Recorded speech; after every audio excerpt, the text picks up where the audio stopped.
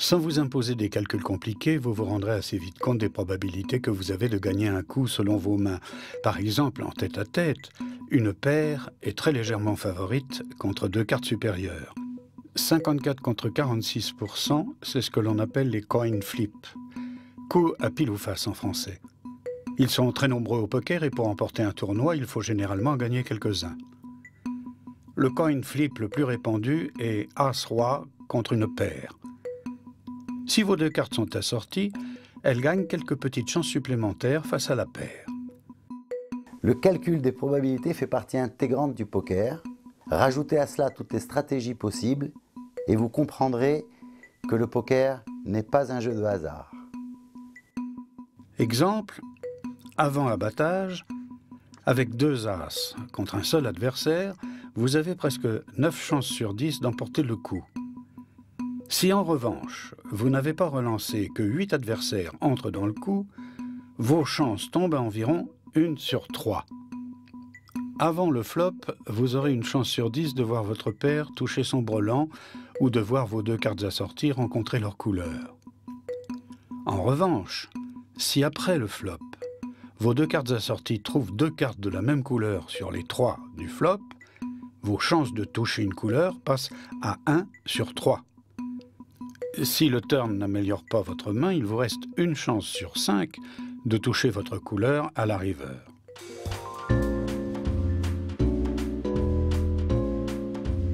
On va parler du bluff. C'est une arme essentielle au jeu No Limit.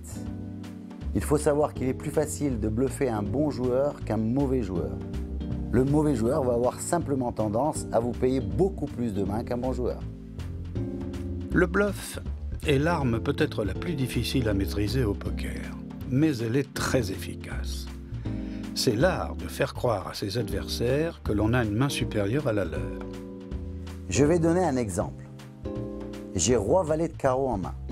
Flop, 6, 7, 8, dont 2 carreaux. Le dernier relanceur attaque le coup. Je décide de suivre son attaque. Au turn, un 2 de pique qui ne change rien. Le relanceur continue à attaquer le coup. Je décide de payer, de suivre le coup.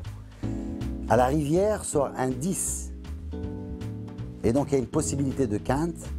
Et c'est là que je bluffe le coup en étant agressif et en attaquant le coup, en espérant qu'il se couche.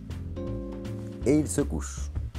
Évidemment, ne pas croire que le bluff marche à tous les coups. Au poker, il est difficile d'attendre de n'avoir que des mains fortes pour jouer, car elles sont trop rares. De plus, si vous ne variez pas votre jeu en bluffant de temps à autre, vos adversaires vous liront facilement. Ils sauront que quand vous misez, vous avez du jeu. Vous aurez donc du mal à optimiser vos gains. Ne montrez à vos adversaires que ce que l'on veut bien qu'ils voient. Exemple, habituez-les à un comportement sérieux, solide, de façon à pouvoir les bluffer plus facilement par la suite. Le semi-bluff consiste à attaquer un coup lorsque l'on est à tirage. C'est un semi-bluff car vous avez un espoir de toucher un jeu fort. Par exemple, si vous avez un tirage couleur ou quinte après le flop, vous pouvez anticiper en relançant. Soit vous êtes payé, mais vous conservez des chances d'emporter le coup si votre carte sort, soit les autres joueurs passent et vous emportez le pot. On dit souvent qu'au poker, il existe une prime à l'attaque. Un bluff total consiste en revanche à faire croire que l'on a une bonne main, alors qu'en réalité, seule l'enchère peut faire gagner le coup en faisant passer les autres joueurs et ainsi éviter un abattage des mains forcément défavorable. Important, évitez de faire un bluff après l'abattage d'une carte qui n'améliore pas a priori le flop.